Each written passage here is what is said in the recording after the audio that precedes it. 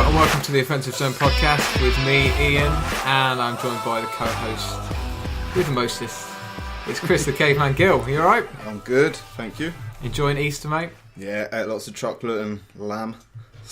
Lamb, yeah. Not together, that'd be weird. Yeah, that'd be a bit bizarre. So it's just the two of us this week. We're missing Leggy. He's in Cardiff, isn't he? He is, yeah. Watched a big fight, didn't he? So yeah, I don't know what the result was of the fight. Joshua won. I'm Joshua sure. won on points. It was, people were slating it, but I thought it was a decent fight because a lot of Joshua fans nowadays think it's just going to be knockouts and they don't appreciate anything else. That's what you want to see, isn't it? I know you do, but he put on people saying, "Oh, he hardly tested him." Like he kept another world champion at bay and just toyed with him for 12 rounds. But I was a few beers down when I was watching it, so it might have been a terrible fight. Are we sure Joshua won? Yeah.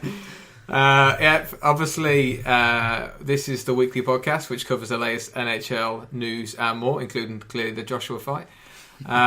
You can get in touch with the show. Obviously, you can find us on iTunes, Stitcher, and 12OZ Sports Radio. And you can get in touch with the show at The Offensive Zone at Outlook.com and through Twitter. If you want to tweet us, I won't tweet back, but Caveman will, at The Offensive Z. So, right, we might as well jump straight into it because I'm conscious that we're trying to get this podcast recorded, get it squeezed in the busy Easter weekend. So we're up against the clock. So first things first, Vegas Knights obviously clinched the playoff berth the other week. But they've actually clinched the division title last night in dramatic fashion with Carlson scoring through his legs. I don't know if you saw it. It was impressive. Like I don't know. Wow, it is really hard to do. Like I can put a puck between my legs and knock it forward a little bit, and I've been playing however many years. I can't raise it. No, yeah. But like as a goalie, there's nothing more humiliating. If somebody does that against you, or does a one-handed deke, I lose my mind. The most embarrassing goal for a goalie is the no shot. The no shot. I've never been no shotted, thankfully, but.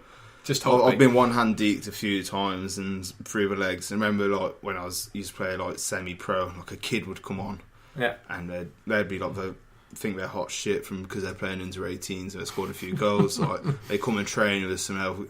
The kid will try to between the legs on me, and I'll just look at him like, "You fucking do that again," because there's nothing more humiliating.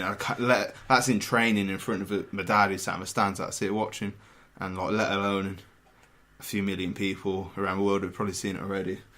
Is it bad when you look up and you see your dad just like get up from the seat and walk away? I knew. I think he knew he'd be disappointed in me the rest of his life since then. Set the bar early, mate. What made me laugh though was when the goal went in, everyone's like goal of the year, and you're like, how many goals of the year is it going to be? I mean, come on, it's a good goal. It is a good goal. When there's 82 games for everybody in a season, and most players play 60 games, injuries and stuff aside, 60 games a season. There's a lot of goals. Yeah, it's a great goal. It was a really good. Is it goal of the year? I don't know. No, I think mine was Kucherov's against Braden Holtby. Yeah, the no shot. I think that it takes something else. But it was impressive. But the thing is, for my goal of the years, I just love the tic-tac-toe goals. Cause there's so much more skill involved because there's a quick pass here and getting it past defenders and all that stuff, and then burying it top corner and stuff. Exactly, I agree, mate. A breakaway. It was short-handed, but it was short-handed. The team were pushing for a goal on the power play, so there was nobody back in D. Yeah. He wins the ball. He wins the puck, even as the Englishman in me coming through. He wins the puck, in the neutral zone, and the rest is what it is.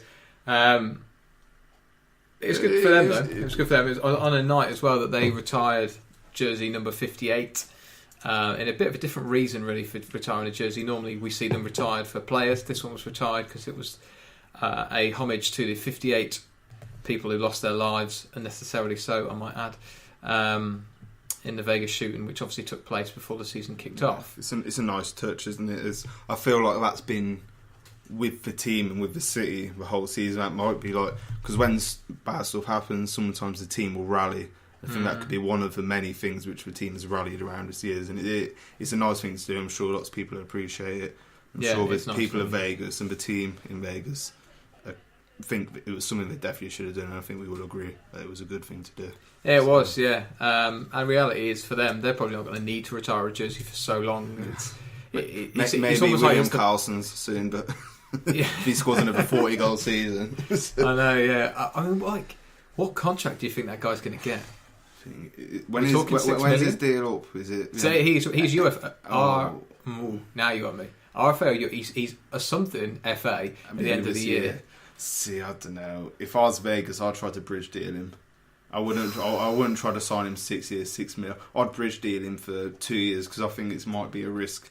Like reward. A big bridge deal or something. Say we'll give you some because they've got dollars to spare. Yeah, I'd give him like 5 million maybe. So we take 5 for 3 years. And then if he proves that he is a 40-goal scorer every single year, then obviously he's going to be getting the mega bucks then. But maybe give him a 1 year deal, like a big buck 1 year deal, and say, look, if you do give you 7 million for 1 year, but if you carry on producing, we'll extend it at that rate. But if you don't, then you don't. Because I mean, the reality is, there's a reason why the Blue Jackets let him go. And it's because last season he wasn't doing what he's doing now. And so people said, like, I think when the season started, was that they were like, Vegas are full of like third line players, like, and Carlson was last year. He was a third line in and out of a lineup, maybe not under the best coach and the best circumstances in Columbus for a player of his style, which John Torella likes the sandpaper type of guys, and Carlson's completely opposite. But yeah, but maybe I don't know. People are saying still now, like scouts was like. Corey Pronman, is it? He writes for The Athletic. He's ESPN as well, I think. And he's like a scout and stuff, and he says he never had William Carlson as a 40-goal scorer in the NHL. He had him as like a 15 or something. Like, and it will be interesting. I think they've got a few tricky situations this summer with players to sign, because was it a flash in the pan? Is he a 40-goal scorer? Is David Perron going to be as good as he is for however long? And yeah, exactly. So. This scenario isn't new to Vegas, isn't new to the NHL. Teams have had this for years, and the problem is it's these sorts of times that kill you. Yeah. Because if the person regresses back to what they are, or what they were before, should I say, you end up hating that contract. You know, so if you look at years. Matt Bolesky's deal in Boston, you look at like he had a good season, good playoffs, boom, let's sign him to however many million. And then there you go. You're regretting in Montreal already, regretting Carl Osner. He didn't do anything to deserve that contract, but they signed him to it anyway. Yeah. And there's other people. Was like Dale Weiss. He scored I think he scored like 18 goals. Had a good playoff for Montreal. Next year they traded him, so they weren't in it. And then Philly signed him to a 4-year, $4 million, I think. Philly have got a few deals that you want to. Yeah. Well, cringeworthy. Right, before we get into it, because I'm conscious that I haven't got a drink, we're going to do the beer league now. I haven't researched this beer because I bought it about an hour before we got here. It's called Peaky Blinder Pale Ale, or the Peaky Blinder Pale. I presume it was made after the TV series. I don't know if it says what. Strike when the kettle's hot, like exactly. Yeah, the iron's hot. Well, they won me over. I can read you the allergy information. If that's interesting. As long as it hasn't got bee stings in it, I'll be all right. So. Nope, it's bee sting free, so you're all right. A light and refreshing pale ale brewed with English hops and barley. Gentle fruit bitterness leads to a uplifting citrus hop finish. Well, if that hasn't won you over, I don't know what will. Better than my introduction to my beer last week. So. This definitely isn't my favourite beer, but it's. Thank you. Thanks to. I like the label actually. It's got guys with the mats on. Hey, the Peaky Blinders, yeah, it has, yeah. So. It's quite nice. Yeah, cheers, mate. Cheers, buddy. We'll kill people's ears with that. There you go. So it was funny you mentioned about rec hockey. So you must have seen Scott Foster in goal for the Blackhawks at the end. What a story! Technically a shutout. I think you have to play more than 30 minutes, but still. So, what was the circumstances you got actually into the game? I've just seen the saves. Did he go down injured? Berube's already injured. Yeah. Forsberg's injured. Or was Berube sent down? Anyway, injured. A guy called Colin Delia comes up. He's kind of a goalie prospect that you've got in your pot of maybes. Yeah, maybe he might strike gold, might strike oil. Yeah, might not. And then anyway, so he goes down injured. So he literally had to get glided off.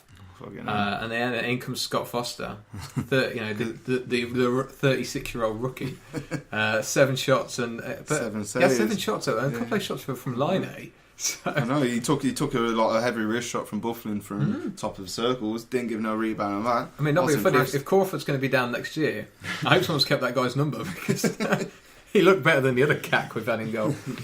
But yeah, he might get a training camp invite. Doubt it very much, but he probably makes more money doing his accountancy than he does playing in the ECHL or something anyway. If he wanted to, I thought he must do like a high level of hockey.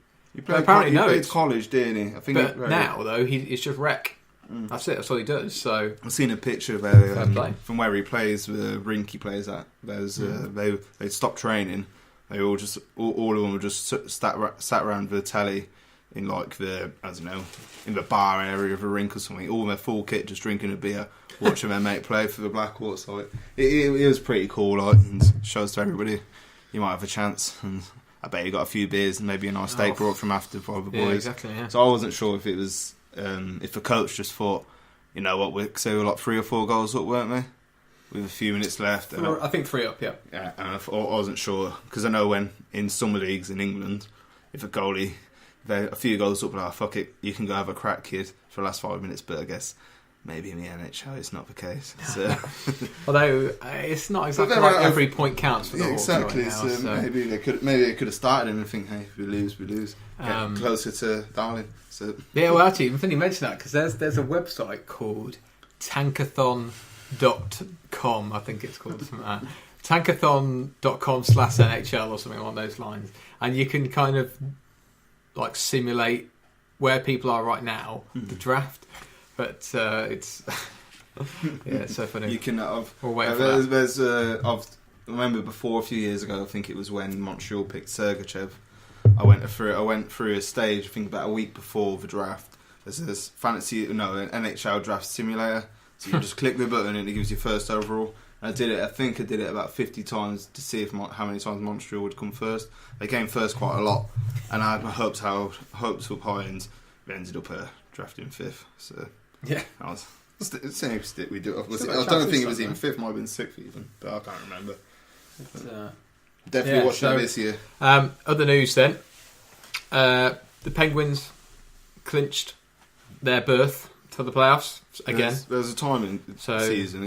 I'm pretty impressed with them. Like, there was a time in the season they were back against. Like, they were struggling. Their goalie couldn't make a save, and they pulled through. But that's the thing. You have veterans and leadership like that. You're going to eventually. Everybody knew eventually they'd turn good, and they did. Matt Murray can make a save. Crosby, Malkin put the team on their backs and just went. Malkin especially. Yeah, and I think it's one of those now where, because the style of season they started with, they appreciate getting in the playoffs a bit more. Mm-hmm. Yeah, but it'll be interesting to see how far they go.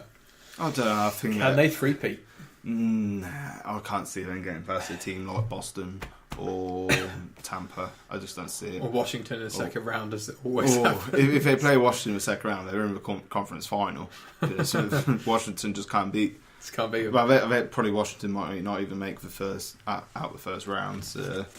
But I don't know, if Pittsburgh are playing somebody like Philly, it's a tough matchup. But Pittsburgh do match up well against Philly. They do. They always have. If they play against Columbus, I don't know. I'm not sure if they'll get through that matchup. And I don't know at the moment. So whilst we're talking about them, I suppose let's go through the standings. So in terms of the Atlantic, you've got Boston obviously top with 109, Tampa second, 108. Now, at the beginning of the season, about 30 odd games in, Tampa looked like they'd nailed it. I know. I say they've fallen off the thing. I think they're one of them. 5-0. I think they're one of the teams who literally thought, we're in, boys. Let's take our foot off the gas. We don't need bloody Ryan McDonough or bloody, I don't know, Hedman out there blocking shots with their faces to get the extra points. I think they'd probably prefer. I think Tampa would prefer the matchup in that round than having to play with a wildcard. Because one of the wildcards is going to be like the 4th Metro team. It will be. But Columbus and do you want Toronto Maple Leafs in the first round? They're young, but then so's Tampa. I think that matchup Toronto might win. Yeah, I already said that. I think Tampa are going to go out first round. Shocking. And I think Toronto could beat them. So Boston go up to... I hope they don't. I hope neither of the teams win because I don't like either of them. But and Boston aren't on the best streak ever, but it's 6-1-3, so it's pretty respectable. And this, like you said, this time of the year for them. Maple Leafs, obviously in third, 101. Florida in fourth. They're done. 77 games played, 78 actually after last night. This ESPN site is a day short, but they lost again last night, didn't they? Mm-hmm. And they got humped by Arizona, if I remember. Was that right? I think it was Arizona. I think Boston. So Arizona beat somebody 3-0. I think it was 6-0. 6-0. I knew it was 3-0 at the point, which is good for Montreal because I think if Montreal can lose their last few games and Arizona wins, whoever carries on like they do, give me that 13% chance of getting first overall. Everyone's just loving the chance of getting down. And then if we go over to the Metro, you got Caps on 99, Pittsburgh 96, Jackets on 94, and Philly on 92. So just outside. So I mean, it's still everything to play for. That could be a Boston-Philly first round, maybe. Yes, that'd be a nice match. Fucking hell, that'd be a bloodbath. Yeah, which would then mean it would be Caps New Jersey first round. Oof, Caps to win that one. Oh, I love it. I get so excited. Yeah, I love playoffs, man. Even from the playoffs, I'm gonna see. I get emotionally invested when Montreal are in it, but I prefer. Well, obviously, I'd prefer them to be in it, but when I'm just watching it, I can enjoy it a lot more. Because when I'm watching Montreal, my heart's racing. I feel like I'm about to keel over. I wait, like, if the overtime comes on, I can't go to sleep, and then I'm going to work, going to bed at 5 o'clock for an hour's sleep. But now I can just watch it, enjoy it, and not worry too much. I'm gonna have a heart attack. Because when I was. Last year, I got knocked out by New York in the first round, but there's some close games that one. It was actually. Yeah. I think Plekanec scored with 3 seconds left in Game 4 to send it to overtime. My heart was pounding through my chest, so it was insane. That's what I love about it. Though. That's what I love about it, and anyone could beat anyone when it comes down to this. So Western, it's the same teams as before. To be honest, on the last podcast, we've still got Nashville, Winnipeg, and the Knights are the three that have made it.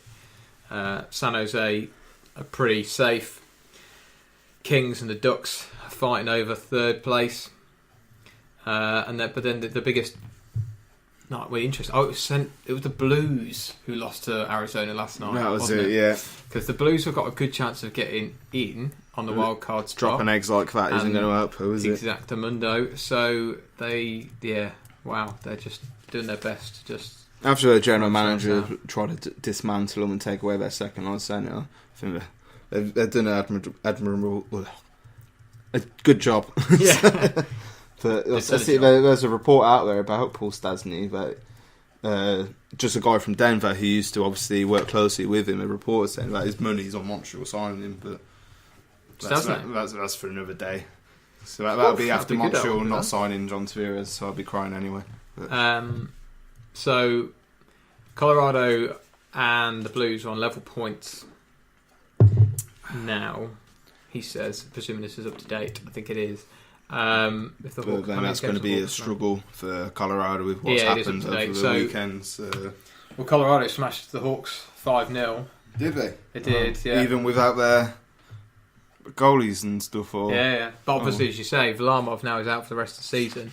Eric Johnson's out for the next 6 weeks. That's bad timing, that is, for those two. Even if they make it, they've got the candidate for a sweep. Mm-hmm. So, fair play. So nobody expects them to be where they are at this point of the season.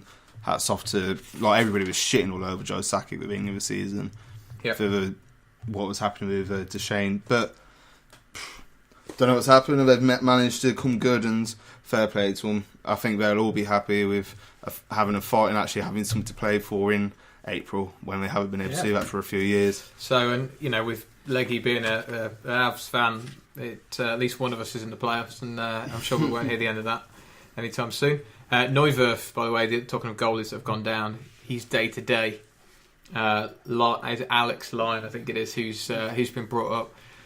Well, again, bad times for Philly because they're struggling with goaltenders anywhere. They could do with Brian Elliott back ASAP. Yeah, but the thing is, I think Mrazek's done an okay job. The thing with Mrazek, he'll have 3 games, you know, fucking hell, this guy could be a number 1 goalie, and then he'll be dog shit for 5 games. You're, okay, this is who we know. And then he'll have 3 amazing games, you know, okay, or he'll have an amazing game, a bad game, amazing. Just no consistency in his game whatsoever. It's like today, I think he's playing right now, actually. I think all their game finished against, say, playing against Boston, and he did I just seen he did an amazing save. Like he robbed David Pasternak, like filthy, ridiculous save, windmill. You're like, oh, okay, wow, Mrazek is amazing, and I think he probably won't let 5 goals in the rest of that game. So it's one of those with him. I used to, when he first went to Detroit, I was like, because I think that's the year they made the playoffs towards the last day of the seasons and stuff like that to keep their streak going, which is obviously dead now. Oh, Detroit, then, yeah. And then with Tampa, they played against Tampa in the first round, and Tampa were obviously the far superior team back then, but he stood in his head the whole series. And everybody's like, okay, at least we got a future number 1 to replace Jimmy Howard. Next season game, I think he was lucky to even make the team after training camp because how bad he was. So I don't know what happened there. So the Flyers are... Mrazek is having a stormer. A good Flyers, game. yeah. Here's a slagging him off whilst 14 minutes into the third period. The Bruins have had 32 shots on goal, and he's let 1 goal in. It's not bad, is it? And his save was ridiculous. Flyers, however, 16 shots on goal. They've scored twice. They're 2-1 up in the third period. Obviously, anything can happen. Correction. This just in. They're now 3-1 up, as Nolan Patrick's just scored for his 11th goal of the season. He's put a solid little season in. He struggled a bit within the season. He struggled with the pace. He missed an entire season last year, pretty much. He's had a few injuries, nothing too concerning this year, and he's come back and he's producing like a decent kid. Like, obviously not to the level as Matthews did last year. I think he's top 6, isn't he? I think. Yeah, he's probably a second line centre. Yeah, exactly. If you draft one of them every few years, you're not going to really complain, are you? And to be fair to the Flyers, they've got a pretty damn good team anyway. Yeah, so, and they've got a lot of. I mean, Giroux, 28th goal of the season. Travis Konechny scored 24th. They've got what I would class as being a team full of. They've got balance. Yeah, exactly.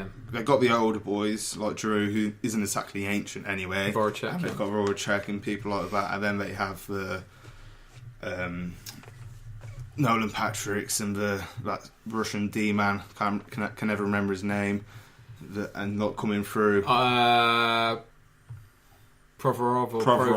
they have him, and then they have their defence. Like they have Sanheim coming up, and they have a lot of kids on that D line. And if they want to get their forwards better, they've got a lot of potential things they could do with that blue line. They got like anyone. They got some great players. They got some okay players. They got some horrendous contracts. But hey, as a Blackhawks fan, join the club. So we'll move on to something else quickly, and then go to this final thing, which I haven't told you about. I haven't told you about this, but we'll come to it. It's a little game for us. Means that obviously, other than the playoff chat, there isn't a lot to talk about today. So contract stuff quickly first. Chara, 1-year extension, 5 million plus 1.7 million in bonuses. That's a good deal. Like he's still got. He's one of them. You get the odd. You'll get a few players every few years, and you're like, they've lost it, and they lose their legs, and that's it. They're done because that's all they had. But then you get players like Chara, like Markov, and people like that. Obviously, Markov's not in the NHL any longer because of the cock up from Habs management. But you get people like that and think, okay, I might have lost my legs. But they have elite hockey IQ, and they know they think, okay, I might be slow now, so they adapt their game. So like Nicholas Lindstrom, he was one of the best defensemen ever, and he started losing his legs and his speed. So he thought, okay, well, the puck's going to move faster than I ever can. So then he was doing that, and like he changed defensemen, pretty much him along the way with other defensemen changed how the game's played. So what you're saying is there's still hope for Brent Seabrook, who, and I'll throw this a sideway point.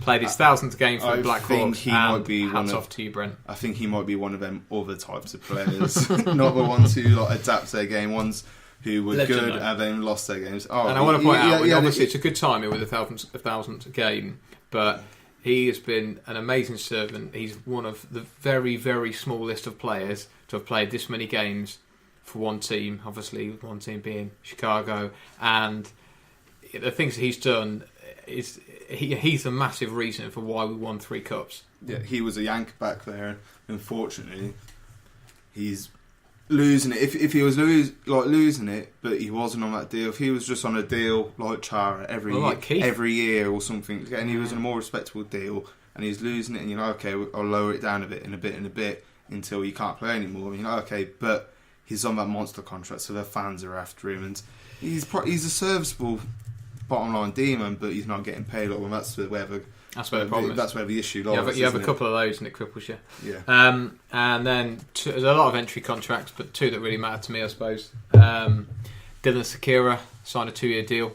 Potential top 6 forward. I don't think he'll get that. I think you're talking top 9. Your own media tends to overhype prospects anyway. So I think whatever they say he is, take it down a peg. That's probably where it'll end. Don't get me wrong. He was a 6th round pick, so if he ends up in the top 3 lines anywhere, if he ends up that's amazing. NHL regular, then that's amazing. Exactly. Yeah. What a result. And Blake Hillman's the other one as well. He's a defensive prospect. Yeah. I thought they might sign mini Bowman, Ian Mitchell, but they didn't. So that was a little surprising. But then I suppose you don't want. If you're thinking ahead, you don't want to sign too many people to the same. You know what I mean? Because otherwise you have all their RFAs at the same time. It's it's a college free agency at the moment as well, isn't it? So obviously the Frozen Four's left to happen, but all the teams like Jimmy Schultz, is it? Or Schultz, I think, maybe, coming from St. Cloud State. He's got a lot of teams. Got a lot of teams after him, St. Cloud State, and there's Montreal in the mix because he was at their development camp. Obviously, Montreal got a few St. Cloud State players. And Boston just scored, by the way, 3-2. Boston just scored. 3-2, yeah. Damn it. And the last contract, I told you shit. The last contract one is a guy called Marcus Nutivara, Columbus Blue Jackets, right defenseman. So I haven't paid much attention. £2.5 million a year. 2.7, sorry, is the average. He's had a decent season. I've looked at it and I was like, oh wow, I didn't realise this guy was putting up these decent numbers and stuff. It's fair play to him. And so there's been a few college signings as well. Been Borgstrom signed with Florida. Good player. Brilliant player. Then there's been I think Jordan Greenway, has he joined Minnesota yet? I think he was joining them. He's going to be a hell of a player. Yes. There's a few others. There's Montreal got one, hopefully. Edie Tollivan signed. Oh yeah, he's entry level contract. He's going to be a brilliant player. He's one of the top goal scorers in the KHL as a kid. He was selected with the last Troy Terry last round. Obviously, Troy Terry famous for the shootout. Yeah, with the States. Casey Middlestat, another entry level rookie. I tell you, we've got such a wealth of talent coming into this league. Yeah. Every year, it's just fantastic. It's crazy, isn't it? Right, so we're going to play a little game. Because we're out of the playoffs, man, so we've got nothing good to talk about playoff-wise. So we're going to play a game called Part of the Plan, Not Sure, No Thanks. Right, so I'm going to go through, if I can eventually find where it is, the Montreal Canadiens team. Right? And you're going to give me some reasons behind this as well. So we're going to go through the team, and each of the players, I want to know if they're part of the plan, you're not sure, so you need more time to see them out, or it's no thanks, get them on. Okay. Get them out. So, starting first, we'll go down with forwards to start with. Jonathan Drouin. Part of the plan. Reasoning, he's a good player. He's got elite skill. Mm-hmm. He's playing at a position which he might have struggled at the beginning of the season. You look at the past 10 games, he's got 10 points in the last 10 games. Obviously, there's nothing games anymore, but he's starting to figure it out. He's starting to score more. He's starting to look a lot more comfortable. He's young. People are like, shitting on him. He's 22, 23 years of age, and he's going to be a good player. If we can get 2 centremen, and we can move him back to his natural position of a wing. Which is left wing. If he plays with a skilled centreman and he's got Galchenyuk on the other wing, I'll watch out because this guy, because he's had to hinder his skill a bit. Well, he's had to anchor it down because he's had to be more reliable defensively. Because he hasn't been able to break out at speed. He's been able to make passes, which is brilliant at as well, but he hasn't been able to use the boards, which he likes to use a lot. So, definitely in the plans. And you've got him locked in for a long time. I mean, he's signed up until 22, 23. Not too much money. Million. $5.5 million. If he ends up being a first line forward, which, to be fair, I think that's what he is. Yeah, that's going to have been a good contract. Talking of centres that aren't really centres, Alex Galchenyuk. Part of a plan again. You sure? Yeah, I don't care. People think, people shit on him for this and the other. He's our best forward. He's maybe not this season. Gallagher's been getting the goals, but I watch him game in, game out. Sometimes I pull my hair out. Like last night, he picked off a pass, beautiful pass, just as they were trying to clear the zone. He comes in, dangles a player. I think he's got a triangle. He's in the slot. He's got, I think, Drew in back door and Lehkonen like front post or something. Instead of shooting it, because Murray was down, he had all the chance in the world. He just passed it back to Lehkonen, and Lehkonen, he's an okay player, but he just couldn't bury it. And Galchenyuk's got a brilliant shot. He's big, he's good skate, he's got really nice hands, really good shot. Lazy as fuck back checking and defensively, but well. You don't complain when Malkin does it, do you? And you don't complain if you score the goals. Score enough goals, no one gives a shit. So yeah, he's part of the plans. Alright, and he's again, you've tied him down on a reasonable contract. He's got to stop performing. I feel like they're going to trade him. I feel like he's got value. He has got value. If you look 2 years ago, before he had his knee injury, he had 30 goal season. He started off, he was top 3 in the league in goals and points, and then this was December, he gets a knee injury. Imagine what you'd have got from him back then. Hindsight. Hindsight. Oh, somebody said hindsight never wins anything. Hindsight's deadly. Deadly. So talking of deadly, so Max Pacioretty is the next on this list. I love Max. Where are you sitting, Maxi boy? I feel like he's our answer to a lot of problems to get. I think in terms of value, Montreal fans and some other fans, value wise, would say, "Oh no, he's shit." This and the other. He's like, until this season, he was like 3rd top goal scorer in the league for the past 5 years. Yeah. So there's something value to that. Like people, if you said, I don't know, Joe Pavelski or Pacioretty, people say, Joe Pavelski. But Pacioretty outscored him every single season. He's on a better contract than him. And all this and the other. The only 2 people who scored more goals than him until this season, obviously now people have pulled ahead of him, were Patrick Kane and Ovechkin. That's it. Then 2 names. Really? That is it. That's the only people who scored more goals than him over the past 5 seasons. So he doesn't. So what you're saying then? He doesn't stay because he's got the value you need to get yourself a centre. Is that what you're saying? Centre or a number 1 left-handed D-man if we don't get one in the draft, which is probably unlikely. Is that a Weber replacement? Nah, Weber's right-handed. Weber's no. Sorry, I didn't mean that. I meant in terms of because he should be your number 1D. Or you need someone to... We need somebody with Weber. We can't have Weber playing with... I don't know. Last year we had Weber with Emlyn. Can't have that again. We had Weber with Markov. Markov worked quite well. Slow as fuck, but worked quite well. But Pacioretty, love him. He's done a lot for the team. Like, some of the favourite goals I've seen have been him. But I feel like about everything going on, I think he's one of the scapegoats, which is going to have to happen, which always happens. But it does, and I think if as long as you make the right trades, it makes a team stronger. If we trade him for fucking, I don't know, Matt Bolesky's contract and a 1st round pick, I'll be fuming. But if we get I don't know, Robert Thomas and bloody, I don't know.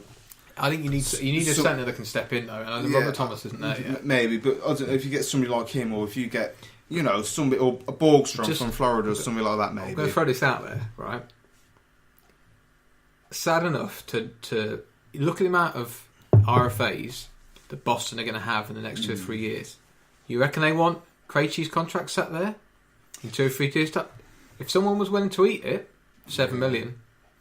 Montreal could, but then what would they give us with it? Because would they want a straight swap? And Montreal Boston trading very unlikely, especially. That's a good point. I doubt Montreal would send their captain to him, so they met in the 1st round of the playoffs. Can you imagine how fucking pumped Patrick would be to put a hat trick as Price?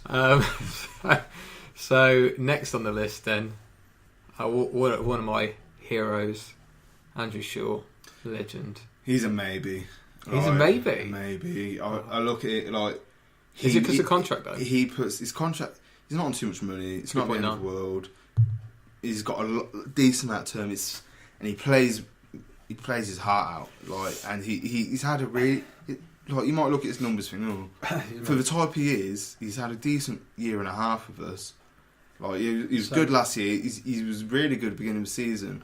He's had a few concussions. This is what worries me. His injury. Concussions. He's got a knee injury at the moment, which is keeping him out. He's had his barrel rung a few times this season, and I worry about him, like, in general. Like, so he's a maybe. He's a maybe. Like, if he's got clean... And it's what people offer for him, because I think he's one of the players who have a bit of value.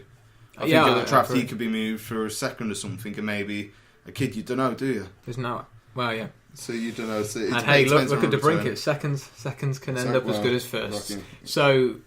That's what Andrew Shaw cost us. Brendan Gallagher. He's the next captain, so he's staying. Okay, you don't need to say any more on that one. I agree with you on that one wholeheartedly. He's on 3.7 million, 3.75 million for the next 4 years, or the next 3 years. Obviously, because one of those is this year, next 3 years. Like, whether you like him or not, he's you show me someone else who produces what he produces, who's his age, who's on that money. I think might be overachieving a bit this year, but I think he's a 23 goal scorer plus every year, no matter what. Richard Panic is on 2.8, 2.3, 2.8 million, for fuck's sake. No, I just meant in general, like, okay, Gallagher 3.7, whatever it is, for 30 goals, bloody hell, okay, wicked, but I think he's a guaranteed 20 goal scorer no matter what. 30 goals, maybe every few years, maybe he might hit 27, 28, but even then you're not going to moan, are you? No, exactly. That contract. And the way he plays, like, shit, even if he scored last year, he only scored like 10 goals, I think. His hands were completely fucked. I was going to say his hands fucked. He had his hands absolutely smashed up by Shea Weber's slap shot. Still chipped in, but even if he isn't scoring goals, he's still been a little turd and annoying people, so you don't really mind. I agree. Talking about annoying people, so Paul Byron has said to do that with his pace. He got another year after this year, so he's UFA not next year, the year afterwards, on 1.2 million for the sake of rounding next year. What do you reckon? Part of the plan? He's maybe, like, sure. I think he's a good third line. He's scored 2 20-goal seasons in a row for $1 million. Okay. Like, I can't knock him. We picked him up waivers. We didn't pay fucking anything for him. Calgary sent him down to keep Brian Bowling up. And they sent him good down move. Yeah. And you're like, I'm sure Calgary, because they've been talking about how they need a scoring winger.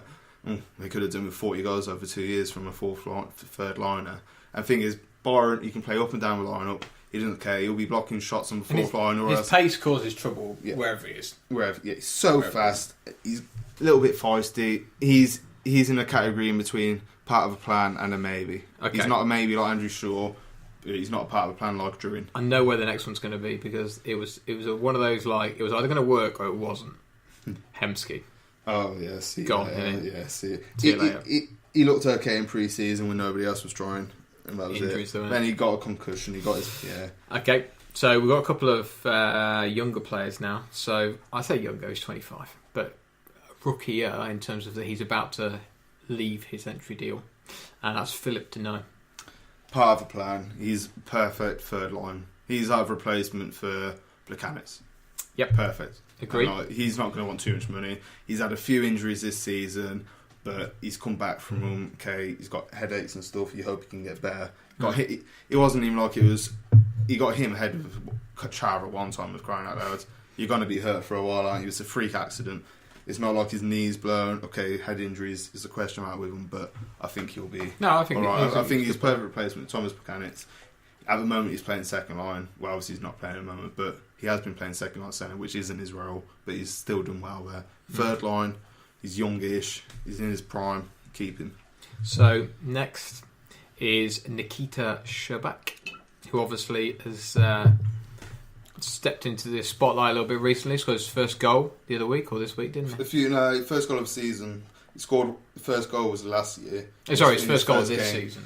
First goal, first game against Toronto was a nice goal. He's one of those, and I think if he's playing with competent defensive centreman, or a competent, like a decent defensive winger, and you could have, I don't know, Galchenyuk and him, and I don't know, Lehkonen, who's good defensively, and then I think you could just let him go. And he's got flair, he's dynamic, he doesn't shoot enough, but he's young still. I think that's a confidence thing, though, isn't it? He's confident. So last year he struggled in the AHL. This year he struggled at camp, got sent down. He was one of the first cuts, and the people were hoping for him to make the team. And then he gets sent down, and he's lights out. He's like, I think he's like, for over 25, 30 games he's playing in the AHL, he was on like 1.5 points per game or something. He was really good. And then he's come up and he's not playing as many minutes, but when he's getting power play time and when he's getting a chance to actually prove himself and he's had a bit of time and space, he turned, I think it was against Washington last week, he turned like John Carlson inside out and hit the post. It just humiliated him. So he's one of them. As he gets older, gets a bit bulky, a bit more mature, I think he could be a perfect line partner for a Druin. Cool. He's 22 as well, so you got miles in him. John Carlson, oh my God, if Washington don't sign him, they have literally like shit the bed on that one, because that is bad. That is such a bad. You can't let someone of that value go for nothing. So either they know something I don't, or they are about to make the worst move they've made since they traded Philip Forsberg for Michael Latta. Not that I'm going to let that ever go. So Kirby Reichel is the next on this list. I haven't seen him. Like, he's been too unsure. We unsure. Like, I think he might be. If we have a skilled player get injured, did he come from Toronto? Leafs? Yeah, we trade in the Placanitz deal. I feel he might be an AHLer, maybe a top 9 if somebody gets hurt. I don't know. If maybe one of our wingers are a bit scratching in that lineup, don't know. What about Michael McCarron? I think he has to go. He's one of them. Michael. We drafted him out of, because we were like fragile team at that time. We just got absolutely battered by the Ottawa Senators in the playoff series, and then we go and draft a 6'7" monster who should have been drafted in the third round and first round. Oh dear!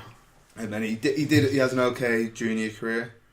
He started off his AHL career really well, and then it's like Montreal, instead of letting him play as a skilled player, they've kind of molded him, saying, "Oh no, we want you to be a third line player. Use your size." But he was using his size with his skill, and he was being a net front presence, and he was banging in the pucks. But now they're saying to the nets, and he's like cross-checking, and he's causing mayhem. He's not actually just planting his ankles in and chipping the pucks. He's just being a bit of a pain.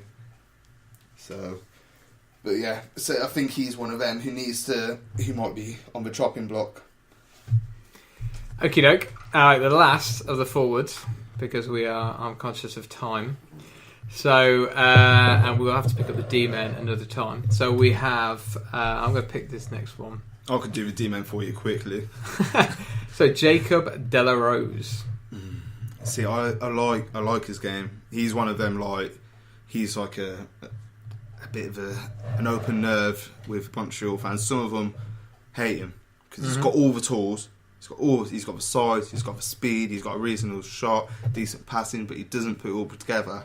But then when he's had a game when he's been playing with Galchenyuk and Sherbak, for example, he's got 3 assists. And you're like, okay, maybe he has got skill. Then the next game he'll be playing with Logan Shaw and Byron Fraser, and he's doing nothing.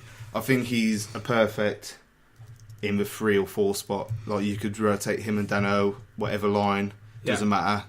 And I think they're going to be good because he has got size. His skating, his size, he's one of them ones, people say, oh, you need size. But then they draft somebody like McCarron who can't skate. But then you have somebody who's just 2 inches smaller and 6'4" instead of 6'6", and he's fast, and he doesn't hit, he doesn't try to cream people, but he's cool. He's a maybe. I want him to say, but for the defence, you can't give me a summary now, so it's got to be part of the plan. Unsure, no thanks. That's all we can say. Okay, I'm conscious of time. Right, okay. Weber. Unsure, only if we can get a good deal for him. You can only say one word. Only if you get a good deal for him. Jeff Petrie. Part of the plan. Okay, Carl Osner. Gone. No thanks, yeah. David Schlemko. Gone. No thanks. Jordy Ben. See ya. Yeah, well, you don't have a lot of D left here. Noah Jolson. Part of the plan. Cool. Victor Mete. Part of the plan. Easy peasy. Yeah. And Mike Riley, who came through. Part of the plan. Cool. And obviously... 70, man. I'm only going to come up with one goaltender because the other one is not even worth mentioning in Niemi. Carey Price? Part of the plan-ish. If somebody offers me Austin Matthews, yeah, okay, see you later, Carey. You are in there. Well, apologies, this is a slightly shorter episode, but hey, it's bank holiday, and we've got to go and drink. So go have some beers. This Peaky Blinder was good, but We'll have to do scores of Peaky Blinders next time because we'll have to drink it again. Here. So, so thanks everybody for listening, and we will see you next week. See you later.